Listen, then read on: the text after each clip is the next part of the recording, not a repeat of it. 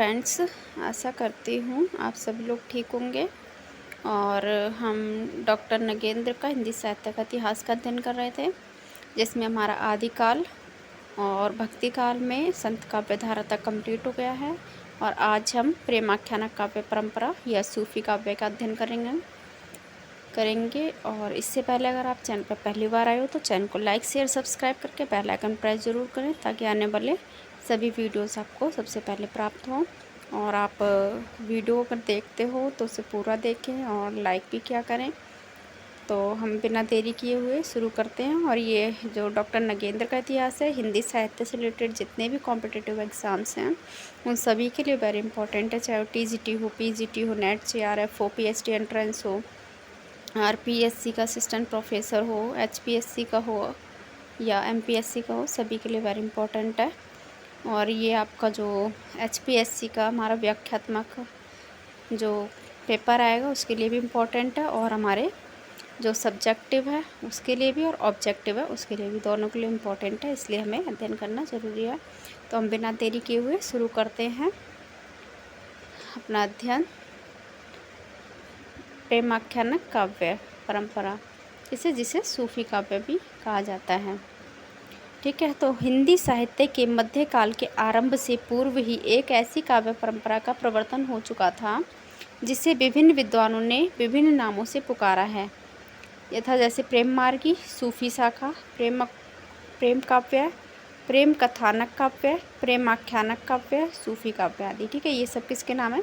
प्रेमाख्यानक काव्य के ही नाम है। और हाँ, आप चैनल पे इसकी प्लेलिस्ट बनी हुई है, वो आप चैनल पे देख सकते हैं।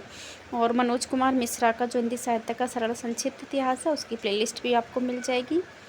और जो शॉर्ट वीडियोस थे वो भी आपको मिल जाएंगे, और वन लाइनर क्वेश्चन के वीडियोस भी आपको प्लेलिस्ट में मिल जाएंगे, वो आप देख सकते हैं। तो अब आगे हम शुरू करते हैं। वस्तुतः यह नाम इस तथ्य के द्योतक हैं कि इस परंपरा के काव्य ग्रंथों के प्रेम तत्व की प्रमुखता है। इसमें किसकी प्रेम तत्व की प्रमुखता है? किंतु इनका प्रेम तत्व परंपरागत भारतीय श्रृंगार भावना से थोड़ा भिन्न है। जहाँ सामान्यतः श्रृंगार रसात्मक काव्यों में विवाह, दाम्पत्य एवं सामाजिक जीवन की मर्यादाओं को स्वीकार करके चलने वाली गृहस्थिक प्रेम का निरूपण होता रहा है, वहीं इनमें शुद्ध स्वच्छंदतापूर्ण दृष्टिकोण, सौंदर्य भावना, साहसपूर्ण क्रियाकलाप एवं समाज विमुख प्रणय भावना का चित्रण हुआ है। इसलिए इस विशिष्टता को प्रारंभ में फारसी प्रभाव या सूफी प्रभाव की देन के रूप में स्वीकार करते हुए इनकी प्रेम पद्धति को अभारतीय घोषित कर दिया। ठीक है, आगे हैं कर दिया गया। किंतु अब ज्यों-ज्यों हिंदी में शोध कार्य की प्रगति होती जा रही है, त्यों-त्यों यह स्पष्ट होता जा रहा है कि स्वच्छंदता, सौंदर्य, साहस, कल्पना आदि से मिश्रित प्रणय भावना किसी भाषा विशेष, देश विशेष या संप्रदाय विशेष की विशेषता न होकर एक ऐसी सार्वजनिक प्रवृत्ति है जो कि हर भाषा और हर देश के साहित्य में समय समय पर परिस्थितियों के प्रभाव से उन्मिलित होती रही है। इस प्रवृत्ति को विश्व साहित्य के संदर्भ में रोमांस अथवा स्वच्छंद प्रेम कहा गया है। जब कोई भी समाज परंपराओं, रूढ़ियों एवं मर्यादाओं से अत्यधिक जकड़ जाता है तो उसकी प्रतिक्रिया स्वरूप स्वच्छंदता व उच्च श्रृंखलता का उन्मिलित होना स्वाभाविक है। इसी के प्रतिबिंब स्वरूप विभिन्न भाषाओं के साहित्य में समय समय पर स्वच्छंद प्रेम की प्रवृत्तियों का चित्रण होता रहा है। यह दूसरी बात है कि देश काल की परिस्थितियों के भेद से इनकी विषय वस्तु एवं शैली में थोड़ा बहुत अंतर यंत्र तंत्र दृष्टिगोचर हो। हिंदी के मध्यकालीन प्रेमाख्यानकों को भी विश्व के इसी रोमांस साहित्य की एक धारा या शाखा के रूप में ग्रहण करना चाहिए। आगे हमारा प्रेमाख्यानक काव्य उद्गम स्रोत तथा पूर्व परंपरा। इसके स्रोत क्या है उद्गम के, और इसकी पूर्व परंपरा क्या रही है, ये हम आगे देख रहे हैं।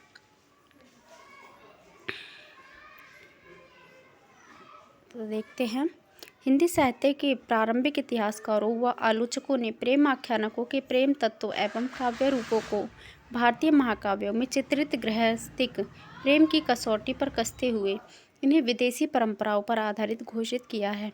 आचार्य रामचंद्र शुक्ल के मतानुसार भारतीय प्रेम पद्धति का आदर्श राम सीता के विवाह उत्तर प्रेम में ही मिलता है, जबकि प्रेम आख्यानकों में विवाह पूर्व समाज निरपेक्ष स्वच्छंद प्रेम का निरूपण हुआ है।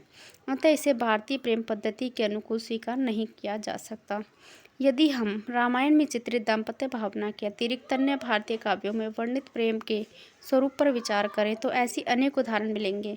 इसमें स्वच्छंद प्रेम या रोमांस का चित्रण स्पष्ट रूप से हुआ है, यथा ऋग्वेद के उर्वशी पुनर्नवा प्रेम आख्यानक में, महाभारत के नल दमयंती तथा तप्त संवरण के प्रकरणों में, तथा पौराणिक साहित्य के उषा अनिरुद्ध, प्रभावती प्रद्युमन, कृष्ण राधा आदि आख्यानकों में ऐसे ही प्रेम का निरूपण हुआ है, जो विवाह की मर्यादाओं की अपेक्षा चित्र दर्शन, स्वप्न दर्शन जन्य सौंदर्यानुभूति से अधिक प्रेरित है, तथा जिसमें नायिका की प्राप्ति के लिए नायक भारी संघर्ष या युद्ध करना पड़ता है। वस्तुतः स्वच्छंद प्रेम की यही परंपरा संस्कृत के गद्यात्मक, आगे देखते हैं हम इसमें, गद्यात्मक काव्य वासवदत्ता, कादंबरी, 10 कुमार चरित आदि तथा प्राकृत अपभ्रंश के कथा काव्य में विकसित हुई आधुनिक भारतीय भाषाओं तक पहुंची है। नवी सदी में रुद्रट ने तो कथा काव्य का लक्षण यह निर्धारित कर दिया कि उसमें नायिका की प्राप्ति के लिए संघर्ष एवं प्रेम का ही चित्रण प्रख्यात होता है, तथा वह पद्य एवं गद्य में से किसी भी भाषा में लिखा जा सकता है। अस्तु इसमें कोई देह नहीं कि भारतीय संस्कृति एवं साहित्य में जहाँ सीता राम के गृहस्थिक दाम्पत्य भाव की परंपरा मिलती है, वह उसके साथ साथ स्वच्छंद व साहसिक प्रेम रोमांस की भी एक अन्य परंपरा ऋग्वेद से लेकर मध्ययुगीन साहित्य तक बराबर मिलती है। राम यदि भारतीय आदर्शवाद की चरम सीमा के प्रतिनिधि हैं, तो कृष्ण उस स्वच्छंदवाद के प्रवर्तक हैं जो परंपरा और रूढ़ि की अपेक्षा भावना को अधिक महत्व प्रदान करता है। ऐसी स्थिति में हमें दोनों ही परंपराओं को भारतीय संस्कृति की दो विभिन्न स्थितियों व आवश्यकताओं के द्योतक मानना होगा। जबकि आचार्य शुक्ल के अनुसार भारतीयता का प्रतिनिधित्व एकमात्र राम की ही परंपरा करती है। अपने इसी दृष्टिकोण के कारण वे न केवल प्रेमाख्यानक परंपरा को विदेशी घोषित कर देते हैं, अपितु कृष्ण चरित से लेकर नल दमयंती तक के प्रेम निरूपण को भी अभारतीय सिद्ध कर देते हैं। इस संबंध में उन्होंने जो तर्क दिया है वह भी विचित्र है। उन्होंने लिखा है, राम के समुद्र में पुल बांधने और रावण जैसे प्रचंड शत्रु को मार गिराने को हम केवल एक प्रेमी के प्रयत्न के रूप में नहीं देखते, वीर धर्मानुसार पृथ्वी का भार उतारने के लिए प्रयत्न के रूप में देखते हैं। पीछे कृष्णचरित, कादंबरी, नैषध चरित, माधवनल, कामकंदला आदि एकांतिक प्रेम कहानियों का भी भारतीय साहित्य में प्रचुर प्रचार हुआ है। ये कहानियाँ अरब फारस की प्रेम पद्धतियों के अधिक मेल में थीं। नल दमयंती की प्रेम कहानी का अनुवाद बहुत पहले फारसी या अरबी तक में हुआ। वस्तुतः नल दमयंती के उपाख्यानकों का फारसी में अनुवाद फारसी साहित्य पर नल दमयंती का प्रभाव सूचित करता है, न कि भारतीय साहित्य पर फारसी का। आगे है, हिंदी की प्रेमाख्यानक परंपरा को फारसी मसनवियों से प्रेरित एवं उन्हीं के आदर्शों से अनुप्रेरित सिद्ध करने के लिए उपयुक्त तर्क के अतिरिक्त और भी कई युक्तियाँ आचार्य शुक्ल के द्वारा प्रस्तुत की गई हैं, जो संक्षेप में निम्नलिखित हैं। तो ये इनकी प्रस्तुतियाँ देख लेते हैं। फारसी मसनवियों की भांति हिंदी प्रेमाख्यानकों में भी प्रेम का चित्रण एकांतिक, लोकबाह्य और आदर्शात्मक है, तथा नायिका की अपेक्षा नायक के विरह को अधिक विस्तार दिया गया है। दूसरा है, मसनवियों में कथा सर्गों या अध्यायों में विभक्त नहीं होती। ठीक है, सर्गों या अध्याय में विभक्त नहीं होती, सारा काव्य एक ही छंद में होता है। कथा का आरंभ ईश्वर स्तुति, पैगंबर की वंदना और उस समय के राजा की प्रशंसा के साथ होता है। सूफियों में यही है।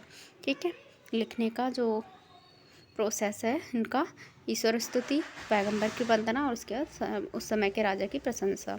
ये प्रेम कहानियाँ प्रेम आख्यानक मुसलमानों के द्वारा ही लिखी गई हैं। आगे है, उपयुक्त युक्तियों के क्रम से विचार करते हुए कहा जा सकता है कि एकांतिक लोकबाह्य आदर्श प्रेम के निरूपण की एक सशक्त परंपरा भारतीय साहित्य में भी प्राचीन काल से मिलती है। जैसा के पीछे बताया जा चुका है। ऋग्वेद के उर्वशी पुनर्वा आख्यान से लेकर अपभ्रंश के चरित्र काव्यों तक स्वच्छंद प्रेम निरूपण की एक अविच्छिन्न धारा बराबर मिलती है।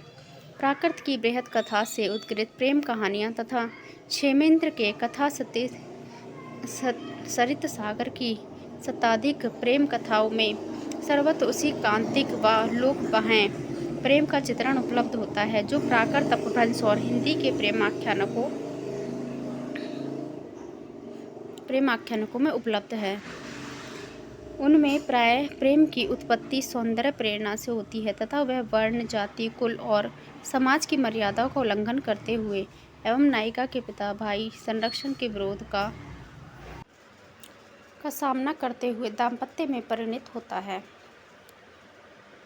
रही बात भारतीय नायकों में नायिका से अधिक विरह व्याप्त न होने की, सो यह भ्रांति कदाचित रीतिकालीन काव्य के अध्ययन में ही उत्पन्न हुई होगी।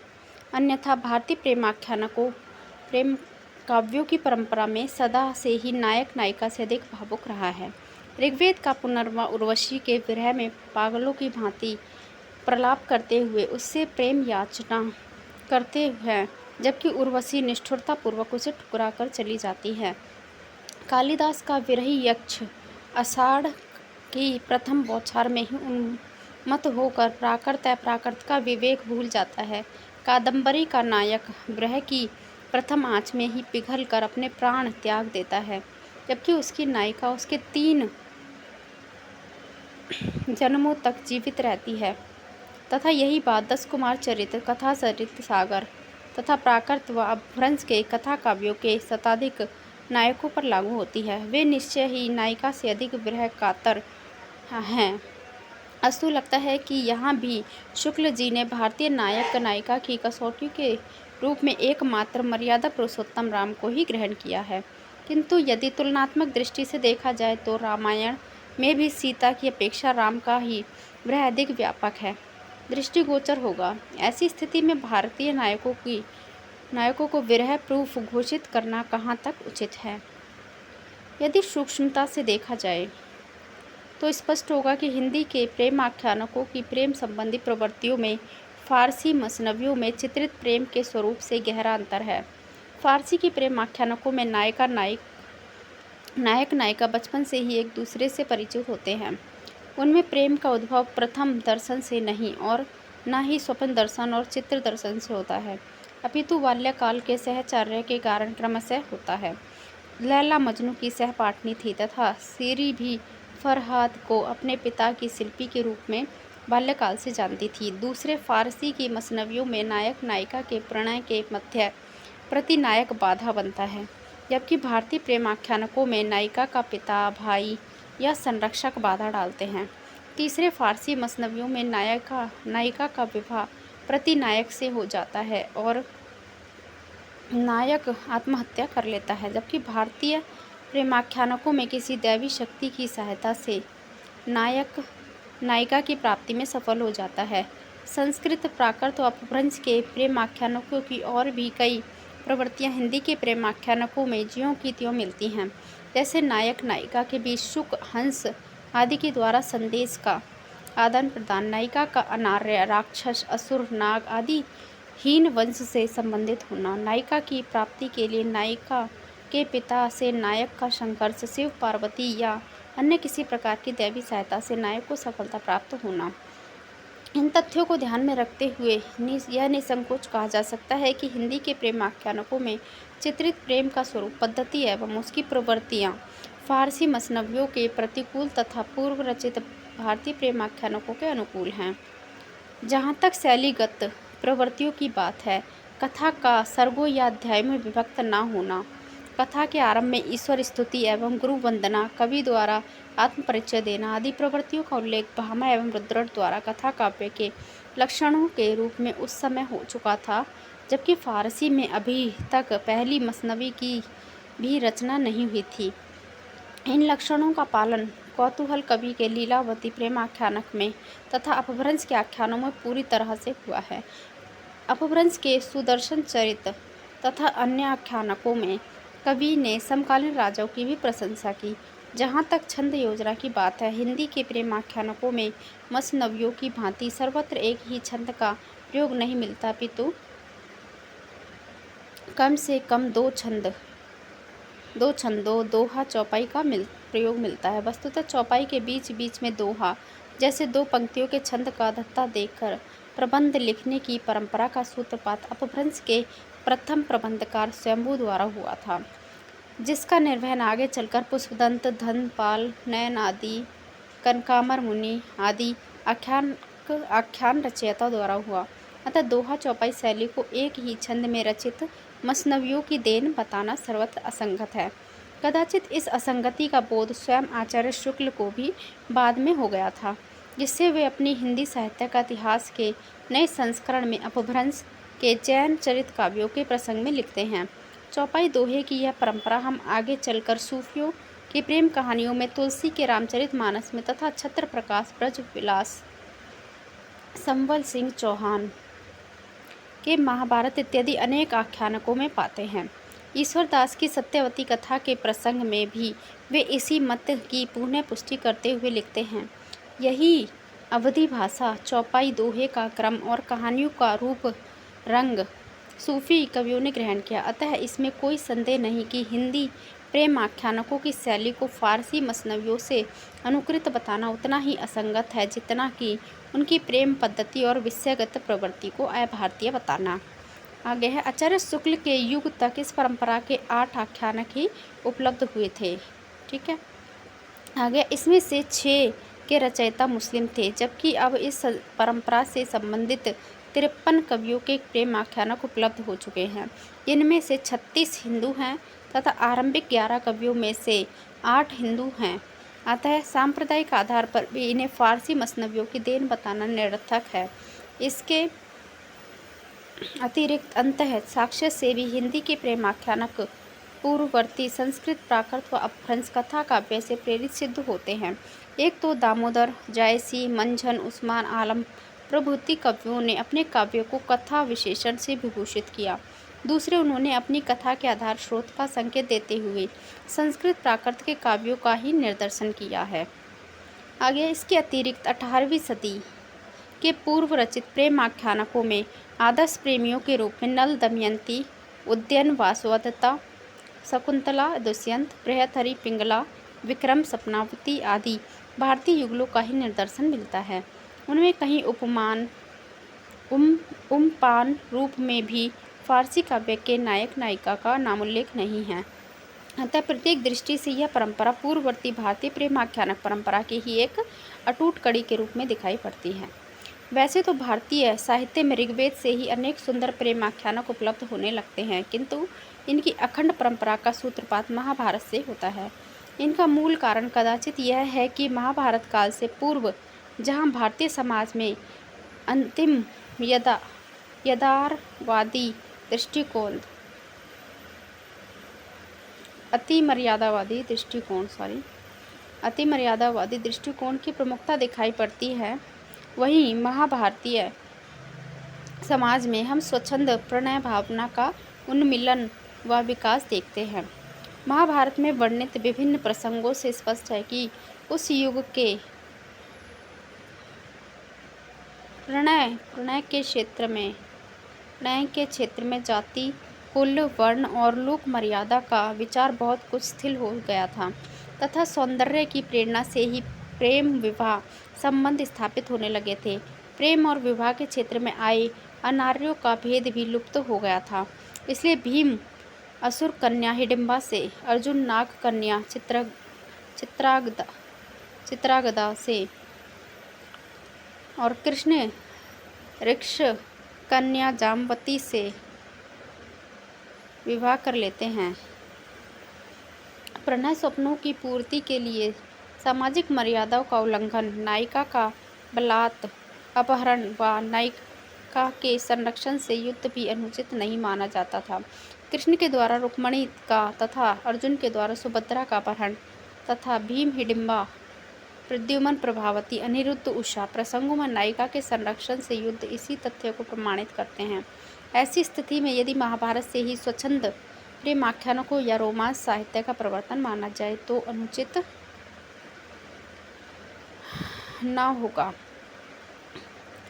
महाभारत के प्रसंग उपाख्यानों में सर्वाधिक महत्वपूर्ण नल दमयंती वन पर्व अध्याय 53 से 79 उपाख्यान है, जिसमें प्रेम की वे सभी प्रमुख प्रवृत्तियां विद्यमान हैं जो परिवर्तित भारतीय प्रेमाख्यानों में भी बराबर प्रचलित रहीं। यथा नायक नायिका के अप्रत्यक्ष परिचय से ही प्रेम की उत्पत्ति, हंस के द्वारा संदेशों का आदान प्रदान, नायक नायिका के मिलन में अनेक बाधाओं की परिस्थितियाँ, नायक नायिका का विच्छेद एवं पुनर्मिलन, इसमें सौंदर्य, प्रेम और विरह का चित्रण सर्वत्र रोमानी शैली में हुआ है। कदाचित इसलिए संस्कृत और हिंदी के अनेक परिवर्तित कवियों ने इससे प्रेरणा ग्रहण करके विभिन्न प्रेमाख्यानों की रचना की। अस्तु हमारे विचार में महाभारत यदि भारतीय प्रेमाख्यानों की आधार भूमि है, तो नल दमयंती उपाख्यान उसका सर्वाधिक आकर्षक केंद्र बिंदु है। आगे महाभारत के अनंतर हरिवंश पुराण में अनेक ऐसे प्रेमाख्यान उपलब्ध होते हैं जो पूर्ववर्ती परंपरा को आगे बढ़ाने में योग देते हैं। इसमें कृष्ण रुक्मणी अध्याय 59-60, प्रद्युम्न प्रभावती अध्याय 163 से 167 और उषा निरुद्ध अध्याय 265-277 के आख्यान विशेष रूप से उल्लेखनीय हैं। इसमें अनेक ऐसी नूतन प्रवृत्तियों का उन्मिलन हुआ है जिसे परिवर्तित प्रेमाख्यानक रचयिता के कथानक रूढ़ी के रूप में ग्रहण किया है। जैसे देव मंदिर में पूजा के निमित्त आई हुई नायिका से नायक की गुप्त भेंट, स्वप्न और चित्र के माध्यम से दर्शन, नायक को सोते हुए महल से उठा ले जाना, नायक का वेश बदलकर नायिका के पिता के दरबार में उपस्थित होना, नायक का बंदी हो जाना तथा अप्रत्याशित सहायता से उसे अपने लक्ष्य में सफलता मिलना। हरिवंश पुराण के इन्हीं आख्यानों की पुनरावृत्ति विष्णु पुराण, भागवत पुराण और ब्रह्म वैवर्त पुराण में भी न्यूनाधिक परिवर्तन सहित हुई है।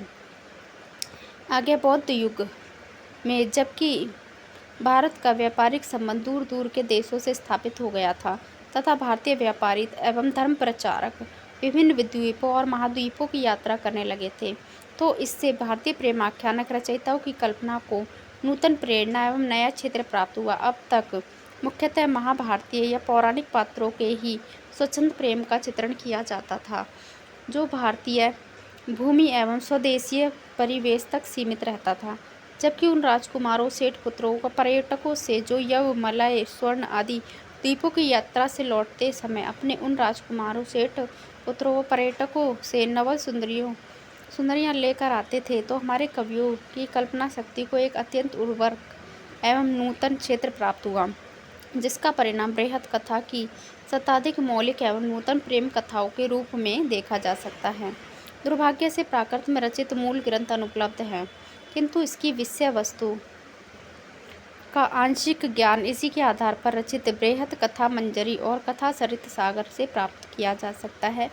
इनसे ज्ञात होता है कि बृहत कथा का नायक उदयन पुत्र नरवाहन दत्त था, जिसके साहस, प्रेम एवं शौर्य की ही अनेक कहानियाँ इसमें गुम्फित थी, किंतु प्रासंगिक कहानियों में मृगंकवती,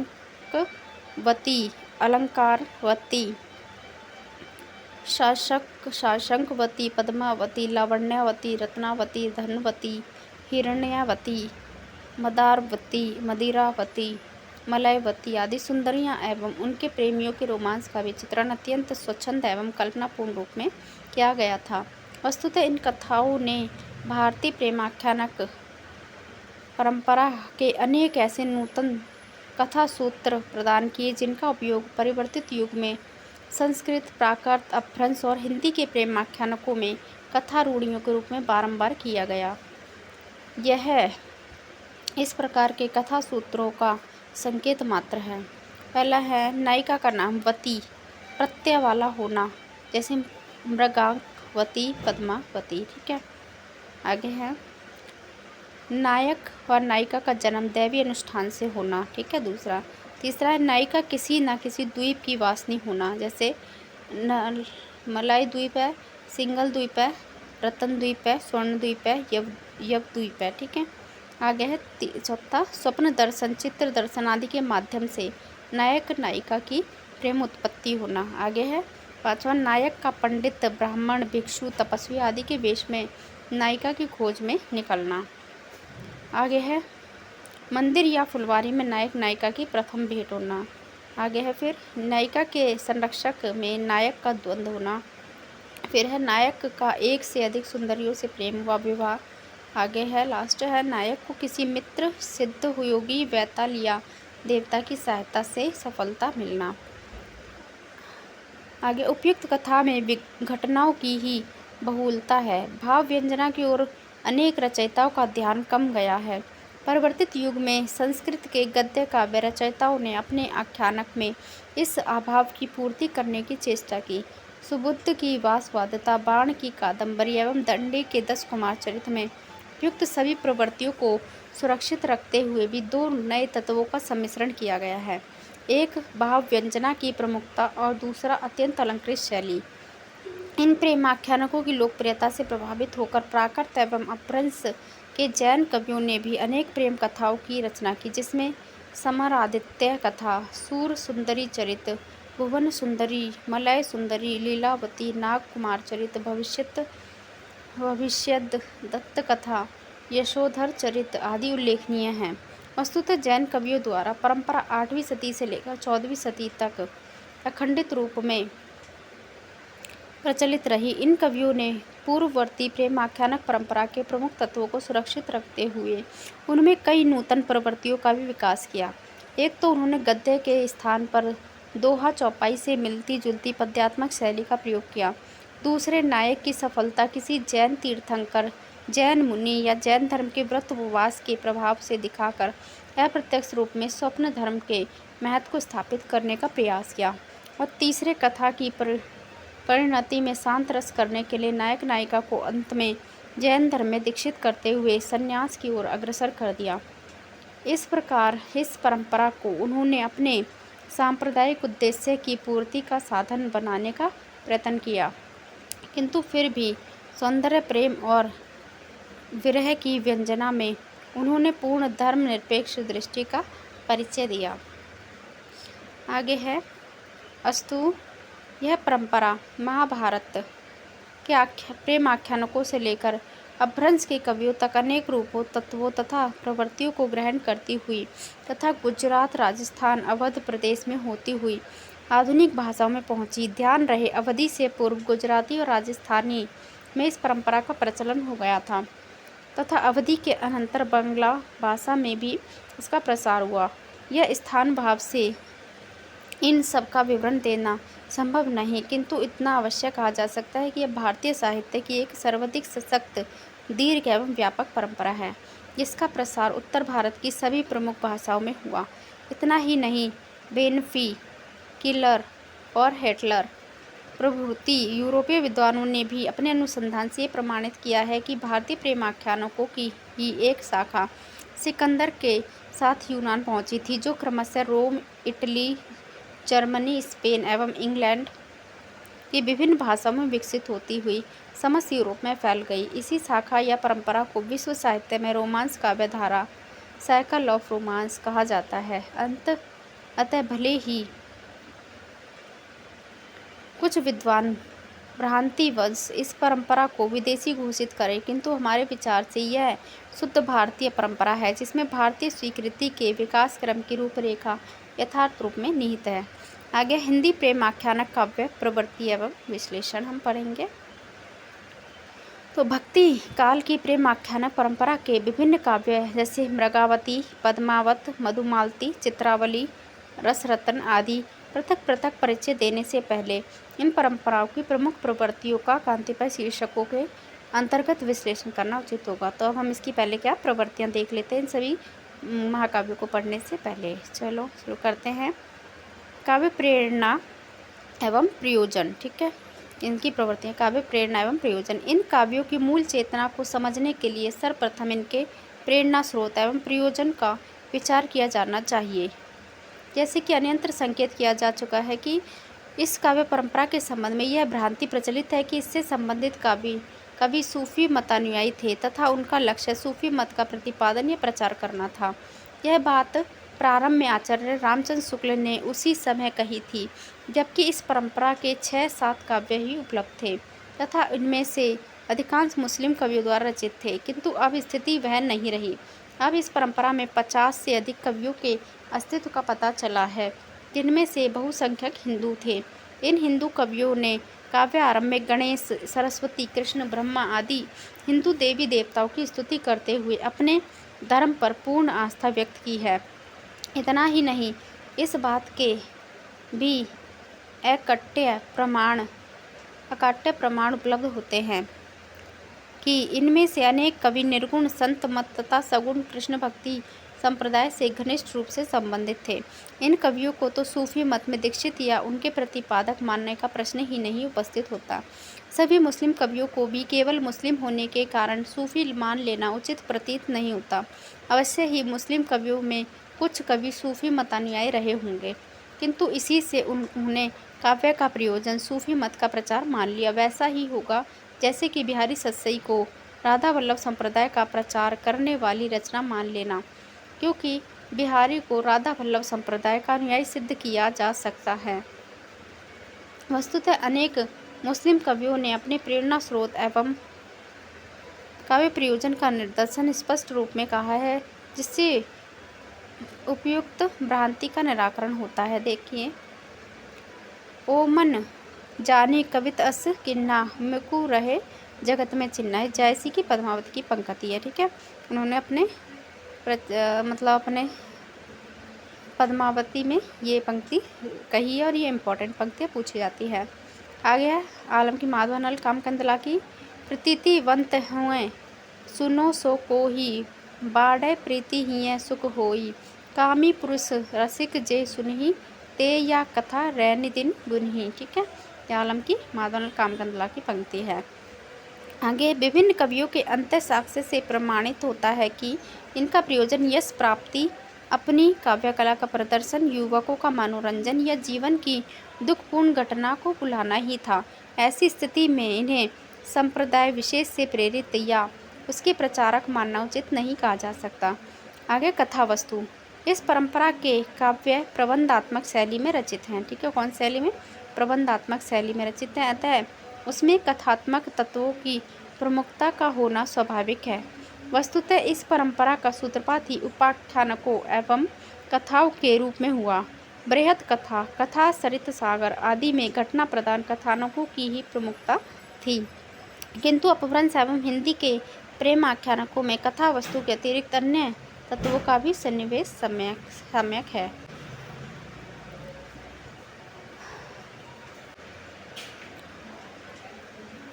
रूप में हुआ। जहाँ तक कि इनकी कथा वस्तु के स्रोत की बात है, वे मुख्यतः 4 हैं: महाभारत, हरिवंश पुराण, विष्णु पुराण आदि पौराणिक ग्रंथ हैं। प्राकृत संस्कृत की परंपरागत कथा वस्तु एवं रूढ़ियाँ, उद्यन, विक्रम, रतन सेन आदि ऐतिहासिक व अर्ध ऐतिहासिक पात्रों की गाथाएं, विभिन्न प्रेमी प्रेमिकाओं की लोक प्रचलित प्रेम कथाएं।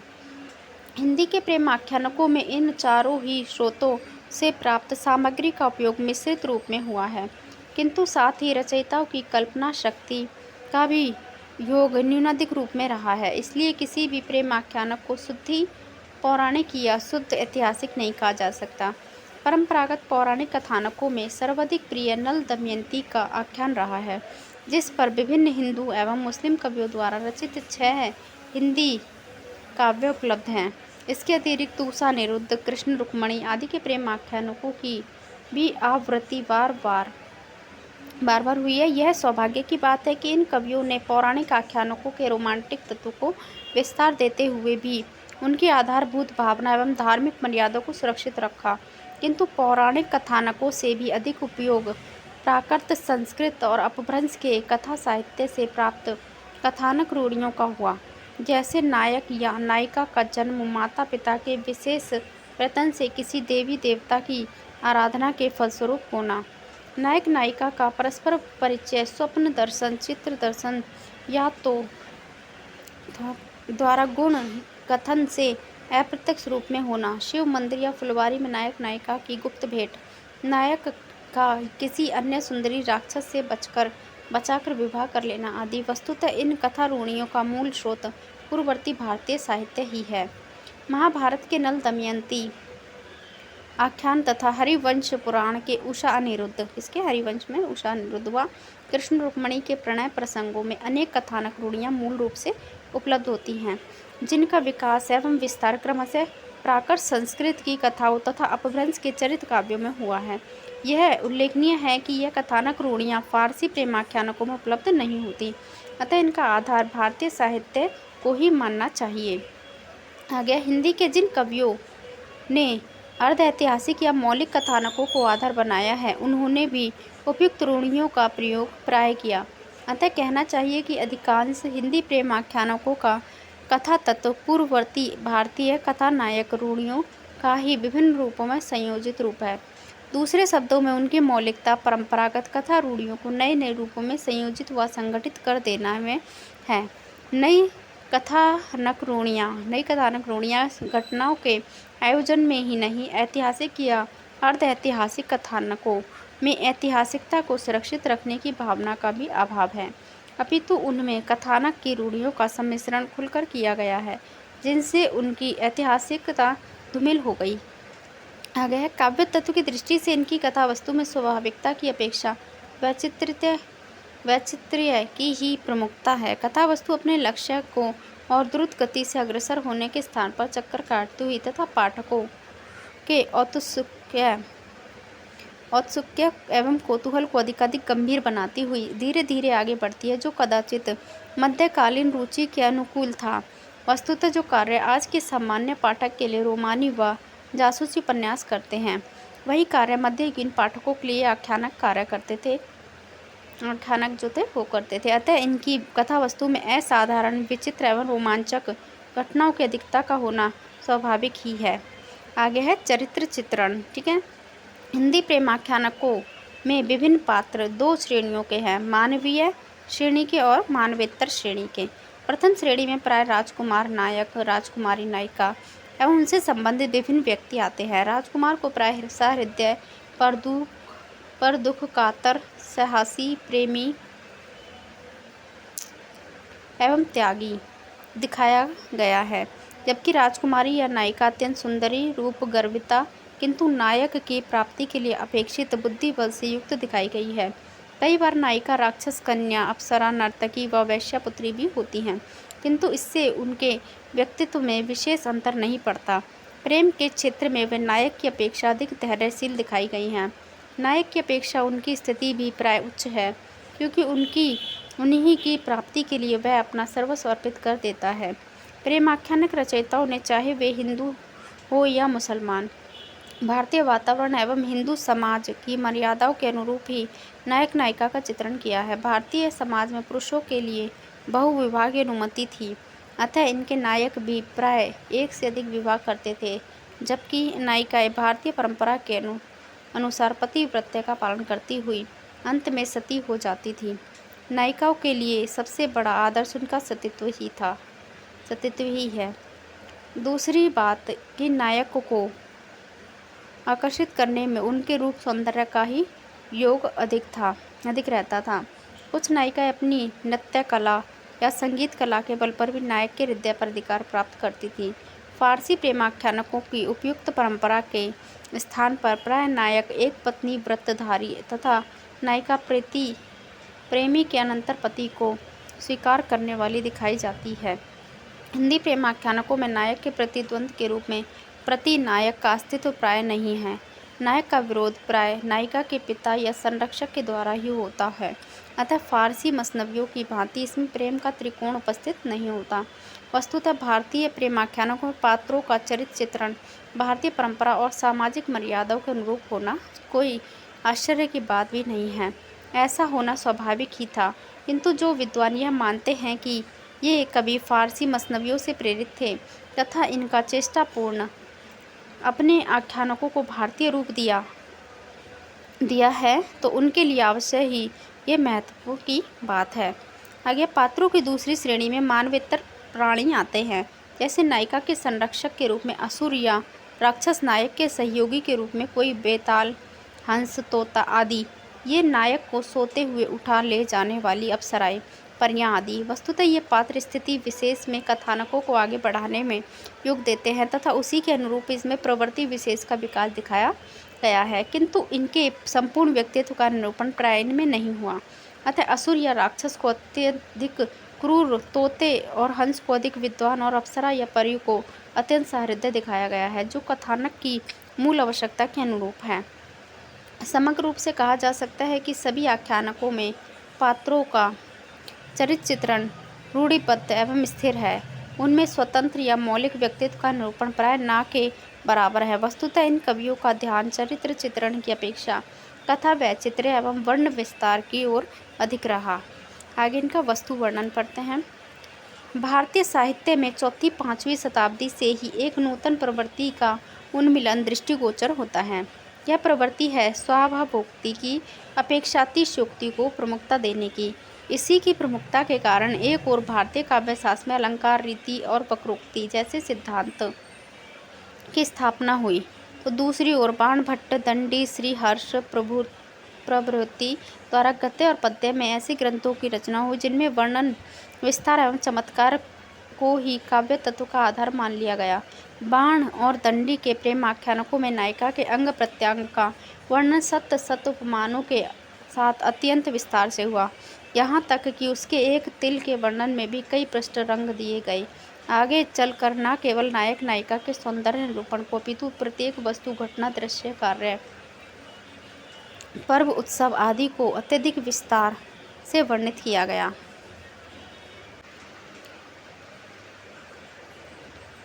प्रकृति के विभिन्न दृश्यों, वन, वाटिका, समुद्र, पर्वत, सरिता आदि तथा विभिन्न ऋतुओं का वर्णन इस प्रकार किया गया है कि पाठक उनके विवरण में उलझकर मूल कथानक को ही भूल जाता है। दुर्भाग्य से परिवर्तित प्रेम आख्यानकों में इस प्रवृत्ति का विकास और भी अधिक संबल रूप से हुआ है। अपभ्रंश के चरित्र काव्यों तथा हिंदी के प्रेम आख्यानकों में यह प्रवृत्ति समान रूप से मिलती है। इसी के कारण कविगण अपने मूल लक्ष्य को भूलकर मार्ग में पड़ने वाली प्रत्येक वस्तु, दृश्य, घटना का विवरण अतिशयोक्तिपूर्ण शैली में प्रस्तुत करने लगते हैं। ऐसा करते समय वह स्वाभाविकता, रोचकता या भावात्मकता से बहुत दूर चले जाते हैं। हिंदी कवियों ने परंपरा विषय के अतिरिक्त पनघट, सरोवर, वाटिका, बारहमासा, बारात, युद्ध, ज्योनार आदि का वर्णन विशेष रूप से किया है। इन कवियों के वस्तु वर्णन की समीक्षा करते हुए डॉक्टर सरला शुक्ल ने ठीक लिखा है। क्या लिखा है ये देख लेते हैं। इन वस्तु वर्णनों में कवि को अवसर प्राप्त होता है कि वह अपने नवीन कल्पना और परिस्थितियों से लाभ उठाकर सजीव वर्णन करे, किंतु अधिकांश कवियों ने इस ओर विशेष ध्यान नहीं दिया। कहीं कहीं वर्णन इतना विस्तृत है कि उसे कवियों के वस्तु ज्ञान के अतिरिक्त कौतूहल, आकर्षण या प्रभावशीलता में किंचित भी वृद्धि नहीं हो पाती। वस्तुतः इन कवियों का वस्तु वर्णन काव्य को मौलिक आवश्यकता की पूर्ति के निमित्त कम है, अपने ज्ञान प्रदर्शन की भावना से अधिक प्रेरित है। अतः वह इनके काव्य के दुर्लभ पक्ष का ही सूचक कहा जा सकता है। आगे भाव एवं रस व्यंजना। प्रेम आख्यानक काव्यों की मूल भावना प्रणय या रति है, अतः शास्त्रीय दृष्टि से इन्हें श्रृंगार रस प्रधान कहा जा सकता है, किंतु यह तथ्य को ध्यान में रखा जाना चाहिए कि इनका श्रृंगार निरूपण मूल चेतना एवं पद्धति की दृष्टि से संस्कृत महाकाव्यों में निरूपित गृहस्थ श्रृंगार से विभिन्न कोटि का है। इनकी प्रणय भावना साहस एवं संघर्ष की भावना से अनुप्राणित है, जो सामाजिक मर्यादा और परंपराओं को बहुत अधिक महत्व नहीं देती। रसशास्त्रीय दृष्टि से इनका मूल प्रेरक तो रति भाव या प्रणय को ही माना जाएगा, किंतु उनका सहचारी या संचारी के रूप में उत्साह, क्रोध, विस्मय आदि को स्वीकार किया जा सकता है। सामान्यतः संचारी भाव को क्षणजीवी ही माना जाता है, किंतु व्यक्ति विशेष या परिस्थिति विशेष में दीर्घकालीन होकर स्थायी भाव के अंग भी बन जाते हैं। अतः इनकी काव्य में श्रृंगार रस को अंगी या वीर, रौद्र, अद्भुत आदि को अंग के रूप में स्वीकार किया जा सकता है। वैसे प्रसंगानुसार करुण, वात्सल्य आदि का भी निरूपण मिलता है, किंतु उन्हें गौण ही मानना चाहिए। आगे प्रणय भावना या श्रृंगार रस निरूपण की दृष्टि से इनके पक्ष में सबसे अधिक महत्व की बात यह है कि इन्होंने प्रेम को जीवन का सर्वोपरि तत्व मानते हुए उसके प्रति अत्यंत उच्च एवं उदात्त दृष्टि परिचय दिया है। जिससे इनका प्रणय सामाजिक, नैतिक, धार्मिक, आध्यात्मिक आदि सभी बाधाओं, सीमाओं व कुंठाओं से मुक्त होकर अपने सहज, स्वाभाविक तथा पूर्ण विकसित रूप में प्रस्फुटित होता है। प्रणय का आरंभ प्राय उन्होंने सौंदर्यजन्य आकर्षण का सहज प्रेरणा से दिखाया है तथा उनमें परिस्थितियों की स्वाभाविक प्रतिक्रिया से उत्तरोत्तर गंभीर का संचार किया है। सौंदर्य निरूपण में इन्होंने नायिका के नक्शे, रूप, रंग, हाव भाव आदि के अतिरिक्त उनके सूक्ष्म गुणों, कलाओं, विशारदाता, विदग्धता आदि का भी समावेश किया है। जैसे कि इन्होंने वस्तु वर्णन पर विचार करते समय स्पष्ट किया जा चुका है कि वर्णन विस्तार की प्रवृत्ति के कारण इनका सौंदर्य निरूपण भी कहीं कहीं इतना अत्युक्तिपूर्ण हो जाता है कि वह स्वाभाविकता व लौकिकता से परे चला जाता है। इससे कई बार आध्यात्मिकता का भी भ्रम उत्पन्न होता है। वर्णन विस्तार की प्रवृत्ति के कारण कई बार यह भी नहीं देखते कि जिस सुंदरी के सौंदर्य का निरूपण वे कर रहे हैं वह संपूर्ण काव्य में क्या स्थान रखती है। यहाँ तक कि जैसे महान कवि भी इस प्रवृत्ति से मुक्त दिखाई नहीं पड़ते। यह वह जिस गंभीरता से पद्मावती के सौंदर्य का निरूपण करते हैं उसी गंभीरता से सिंघल की वेश्याओं का, बादल की नववधू का या युद्ध स्थल की मदमाती नारी रूपी तोपों के सौंदर्य का भी आख्यान करते हैं। पद्मावती के सौंदर्य की अलौकिकता को तो ईश्वरीय सौंदर्य की व्यंजना कहकर दोष मुक्त कर दिया गया, किंतु उन सिंघल की वेश्याओं के लिए क्या कहा जाएगा जिन्होंने दर्शन मात्र से दृष्टा बेसुध होकर गिर पड़ता है। बादल की नववधू का तो तिलक ही अनेक युवकों का प्राण अंत कर देने की क्षमता रखता है। अस्तु सौंदर्य का यह अस्वाभाविकता एवं अत्युक्तिपूर्ण वर्णन आज के पाठकों के रसानुभूति में बाधा उपस्थित करता है, किंतु जहाँ वह कल्पना शक्ति की सबलता और अनुभूति की सजीवता से अनुप्राणित है वहाँ अवश्य ही प्रभाव उत्पादक एवं अहमदकारी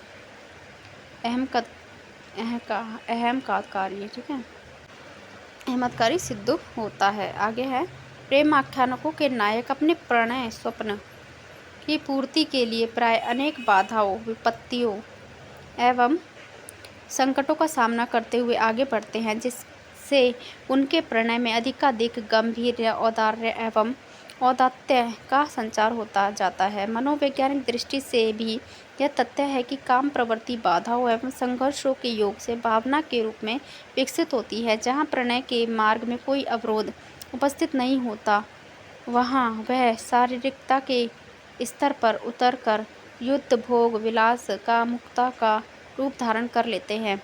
अतः यह निसंकोच कहा जा सकता है कि इन आख्यानकों के नायकों की प्रणय भावना साहस, संघर्ष, सौंदर्य, आत्मत्याग आदि से युक्त होकर एक ऐसा रूप प्राप्त कर लेती है जिसमें वासना, स्वार्थ एवं अहंकार का लोप हो जाता है। भावना के ऐसे ही सूक्ष्म, गंभीर एवं पवित्र रूप में भारतीय शब्दावली में उज्ज्वल रस एवं पाश्चात्य शब्दावली में औदात्य का चरम उत्कर्ष कहा जा सकता है। वैसे मध्यकालीन आचार्यों ने उज्ज्वल रस का क्षेत्र केवल राधा कृष्ण की श्रृंगारिक क्रीड़ाओं तक ही सीमित कर दिया, जो सांप्रदायिक या धार्मिक दृष्टि से ही मान्य कहा जा सकता है। अन्यथा मनोवैज्ञानिक दृष्टि से तो रतन सेन पद्मावती के आत्मत्यागपूर्ण प्रेम में राधा कृष्ण के संभोग व्यापार की अपेक्षा अधिक स्वच्छंदता, सूक्ष्मता, पवित्रता एवं उज्ज्वलता दृष्टिगोचर होती है। अस्तु हमारे विचार में इनके काव्य में सामान्यतः प्रेम का अत्यंत उज्ज्वल एवं उदात्त स्वरूप उपलब्ध होता है, जिसमें रसराज श्रृंगार का सर्वोत्कृष्ट रूप भी कहा जा सकता है।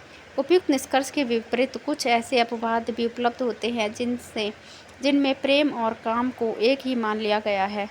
प्राय उन सभी आख्यानकों में जिसमें कवि का लक्ष्य सतीत्व की व्यंजना करना नहीं, नायक की अपेक्षा नायिका में वासना का आवेग अधिक दिखाया गया है। उदाहरणार्थ जयसी का रतन सेन जहाँ प्रारंभ में ही शुद्ध प्रणय भाव से अनुप्राणित दिखाई पड़ता है, वहीं नायिका पद्मावती प्रारंभ में यौन जोर और कामुकता की बाढ़ में बहती हुई दृष्टिगोचर होती है। इसलिए वह अपने अंतरंग मित्र तोते से कोई उपयुक्त वर खोजने की याचना करती है। सुनी हीरा मणि कहो बुझाई, दिन दिन मदन सतावे आई, जोवन मोर भय ऊ जस गंगा देह देह हमह लाग अनंगा कंवल भवर हो ही बन पावे को मिलाई तन तप बुझावे। ठीक है, यह तन तापनी यौवन भार एवं कामोन्माद का जैसा निरूपण किया गया है वह प्रणय भावना की अपेक्षा काम वासना का ही अधिक परिचायक है। यह दूसरी बात है कि आगे चलकर परिस्थितियां विशेष के प्रभाव से वासना निखर कर भावना में परिणत हो जाती है। जैसी के अतिरिक्त अन्य कवियों में भी प्रसंग अनुसार वासना के आवेग संभोग लालसा कोक शास्त्र के अनुसार रति क्रीड़ा विपरीत रति आदि का चित्रण अत्यंत स्थूल एवं नग्न रूप में उपलब्ध होता है। अनेक कवियों ने तो अपने नायक को कामदेव का एवं अपनी नायिका को रति का अवतार घोषित किया, तो कुछ ने स्पष्ट रूप से काव्य का लक्ष्य ही काम कला की शिक्षा देने स्वीकार किया। इसी दृष्टि से माधवनल कामकंदला मधुमालती रसरतन चित्रावली आदि उल्लेखनीय हैं। फिर भी समग्र रूप से इनमें काम तत्व की अपेक्षा प्रणय भावना की प्रमुखता है। वस्तुतः इनके काव्य की मार्मिकता का सर्वोत्तम उदाहरण इनकी विरह व्यंजना में उपलब्ध होता है। विरह के क्षेत्र में इन्हें शुष्क अलंकारिकता और चमत्कार के स्थान पर भावात्मकता एवं अनुभूति का सहारा लिया है, जिससे उसमें पर्याप्त गंभीरता तथा मार्मिकता का संचार हो गया। यों इन्हीं विरह वर्णन में कहीं कहीं अतियुक्ति के कारण विभत्स दृश्यों का भी आयोजन हो गया है। ठीक है, जैसे रक्त के आंसुओं का गिरना, मांस का गल गल कर गिरना या प्राणांत हो जाना। जैसे संस्कृत के प्रेम आख्यानकों में भी विरह की अतिशयता के कारण नायक नायिका के व्याधिग्रस्त होकर प्राण त्याग देने के अनेक उदाहरण मिलते हैं, तथा आचार्यों ने विरह की 10 दशाओं में उन्माद, व्याधि, जड़ता, मरण आदि को भी स्वीकार किया, किंतु इनके निरूपण में विभत्स दृश्यों का आयोजन आवश्यक नहीं है।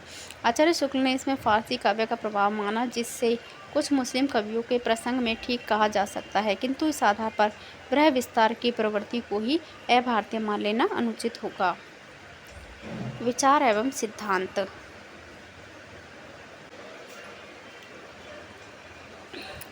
विचार एवं सिद्धांत। ठीक है, इस परंपरा के कवियों की रचनाओं में प्रणय के गंभीर रूप का चित्रण करने के साथ साथ उनमें परंपरागत ज्ञान विज्ञान को प्रस्तुत करने का प्रयास किया गया, जिसके कारण उनमें प्रसंगानुसार भारतीय दर्शन, पुराण, ज्योतिष, शकुन शास्त्र, काम शास्त्र, वैदिक संगीत शास्त्र, युद्ध कला, पाक शास्त्र, रीति शास्त्र आदि के विभिन्न तत्वों का विवरण विस्तार से उपलब्ध होता है। कई बार तो इन्होंने विभिन्न प्रकार के पकवानों, पुष्पों, घोड़ों, शस्त्रों की लंबी लंबी सूची इस प्रकार प्रस्तुत की कि उनसे सामान्य पाठक को उबने लगता है। फिर भी मध्यकालीन परिस्थितियों को ध्यान में रखकर विचार किया जाए तो स्पष्ट होगा कि उस युग में जबकि ज्ञान विज्ञान की मुद्रित पुस्तकें उपलब्ध नहीं थी तथा परंपरागत ज्ञान संस्कृत की हस्तलिखित पुस्तकों तक ही सीमित रह गया था, इनका भारी उपयोग था। वे पाठक जो इन काव्य रचनाओं से मनोरंजन के साथ साथ ज्ञान वृद्धि भी करना चाहते थे, इस प्रकार की तालिकाओं से अवश्य लाभान्वित होते थे। इसलिए अनेक कवियों ने स्वयं भी यह दावा किया कि इनकी रचनाओं को यदि बालक, युवक एवं वृद्ध पढ़ेंगे तो उनका ज्ञान बढ़ेगा। ऐसी स्थिति में इन शास्त्रीय तत्वों को शुद्ध काव्य तत्व की दृष्टि से गौण मानते हुए रचयिताओं के न प्रदर्शन की वृत्ति एवं पाठकों की ज्ञान पिपासा की तुष्टि की दृष्टि से महत्वपूर्ण मानना चाहिए। आगे है, दुर्भाग्य से हमारे आलोचकों एवं शोधकर्ताओं ने समग्र रूप से इस स्थिति का अवलोकन न केवल उनके दार्शनिक एवं धार्मिक सिद्धांतों पर दृष्टिपात करते हुए उन्हें धर्म साधक एवं प्रचारक घोषित कर दिया, जबकि वस्तु स्थिति यह है कि इस परंपरा के कवियों में जायसी को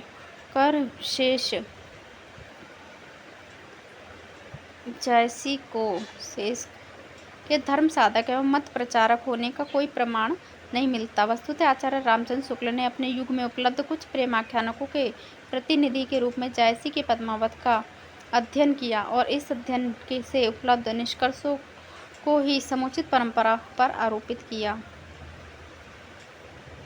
परिवर्तित शोधकर्ता ने भी शुक्ल जी के आप्त वाक्य को प्रमाण मानकर इस परंपरा के सभी प्रेमाख्यानों को बलात् सूफी विशेषण से विभूषित कर दिया।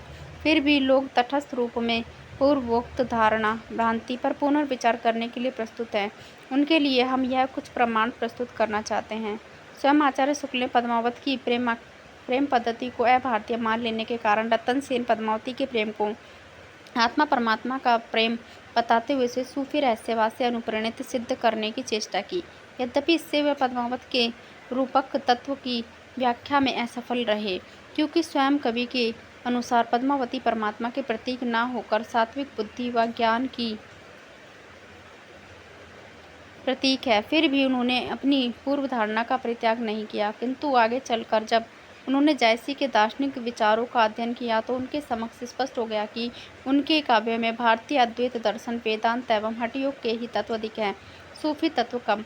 यहाँ तक कि अंत में उन्होंने यह भी स्वीकार कर लिया कि जैसी सूफी मत से आगे बढ़कर भारतीय वेदांत की ओर झुक गए थे, जैसी सूफियों के अद्वैतवाद तक ही नहीं रहे, वेदांत के अद्वैतवाद तक ही पहुँच गए। भारतीय मतांतरों की भी उनमें अधिक झलक है।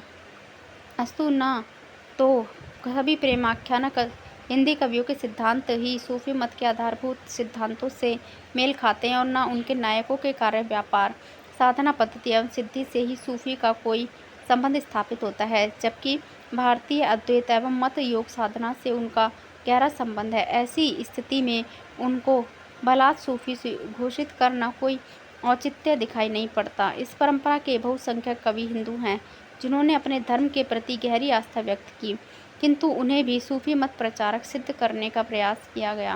उदाहरण स्वरूप डॉक्टर हरिकांत श्रीवास्तव ने अपने शीघ्र प्रबंध में शुद्ध सनातन धर्मी कुंवर मुद्दुक सिंह के नल चरित्र में भी सूफी मत की खोज करते हुए प्रमाण स्वरूप निम्नलिखित पंक्तियों को उद्धृत किया है। तकिए भूप भ्रमर सुखदाई, काम बान सम शोभा पाई, बनाऊ के रब होत अपारा, तिहि विधि जानहु भ्रमर गुजारा, हुई के हैं सिलीमुख नामा, विरही तन कहे दोहु दुख धामा। ठीक है, यदि कवि ने स्पष्ट ही विरही हृदय का वसंत ऋतु के उद्दीपक प्रभाव की व्यंजना करते हुए काम बाण के आघात से उत्पन्न पीड़ा का प्रतिपादन किया, जिसमें सूफी मत की कोई बात नहीं, पर डॉक्टर हरिकांत श्रीवास्तव इसमें सूफी मत की आवश्यकताओं का दिग्दर्शन करवाते हुए लिखते हैं। नल दमयंती के रूप का बखान सुन करके तरीकत की अवस्था में पहुंच जाते हैं। तकिए दुख भामा, यह शरीयत की अवस्था नल के दूत तत्व तक बनी रहती है। दमयंती के मंदिर में नाना स्त्रियों के कामोद्दीपक प्रभाव से बचने के उपरांत नल मवारिफ अवस्था में पहुँचते हैं। यद्यपि कवि ने सारे काव्य में कहीं भी सूफी मत का कोई संकेत नहीं दिया, किंतु शोधकर्ता महोदय की कृपा से नल की विरहावस्था में सूफी मत की चारों अवस्थाएं इसी तरह मिल जाती हैं, मानो राजा नल ने सूफी मत की दीक्षा लेकर ही दमयंती से प्रेम करना आरंभ किया हो। इस प्रसंग को और विस्तार न देकर हम इतना ही निवेदन करना चाहते हैं कि यदि इस प्रकार सूफी मत का आरोपण करना हो तो ऋग्वेद के पुनर्वा उर्वशी से लेकर धर्मवीर भारती की कनुप्रिया तक सभी भारतीय एवं माया भारतीय प्रेमाख्यानकों में सूफी मत सिद्ध किया जा सकता है। आगे हैं, कुछ इसमें कट गया है तो इसे हम थोड़ा काट देंगे। आगे हम पढ़ते हैं। जिस प्रकार इस कवियों ने भारतीय नायक नायिकाओं के प्रणय गाथाओं की रचना विशुद्ध भारतीय स्रोत के आधार पर की, उसी प्रकार इन्होंने दर्शन, ज्योतिष, शकुन शास्त्र, काम शास्त्र, रीति शास्त्र आदि के भारतीय तत्वों का उपयोग संप्रदाय मुक्त दृष्टि से किया। नाथ पंथ और हठयोग का भी अत्यंत उल्लेख इसी सांप्रदायिक दृष्टि का सूचक न होकर तदयुगीन वातावरण पूर्व परंपरा का व्यंजक है, क्योंकि उस युग में हठयोगियों चमत्कार का प्रभाव अत्यधिक व्याप्त था तथा पूर्ववर्ती आख्यानकों में नायक का योगी या सन्यासी के वेश में घर से निकलना दिखाया जाता था। वस्तुतः हमारे विचार में अधिकांश कवि निजी जीवन में धर्म साधक या प्रचारक न होकर सदगृहस्थ, जिन्होंने इन सभी धार्मिक, नैतिक एवं शक्तियों के तत्वों को अपने काव्य ग्रंथों में गुंफित कर दिया, जो उस युग में लोक रुचि एवं लोकरंजन के अनुकूल थे। जैसी इसके अपवाद थे, क्योंकि वे व्यक्तिगत जीवन में साधक थे। तो अब हमें क्या पढ़ना है, काव्य रूप पढ़ना है। यहाँ से हम नेक्स्ट वीडियो में पढ़ेंगे और उसमें हम सूफी काव्य को कंप्लीट कर देंगे। तब तक के लिए धन्यवाद। और जो सूफी की अनेक रचनाएं हैं उनके बारे में भी नेक्स्ट वीडियो में ही अध्ययन हम करेंगे। धन्यवाद। चैनल को लाइक शेयर सब्सक्राइब करके बेल आइकन प्रेस जरूर करें ताकि आने वाले सभी वीडियोज़ आपको प्राप्त हो। और चैनल पे जो प्लेलिस्ट है वो आप देख सकते हैं, तो आपको शुरू से लेके अब तक के सभी वीडियोस मिल जाएंगे। धन्यवाद।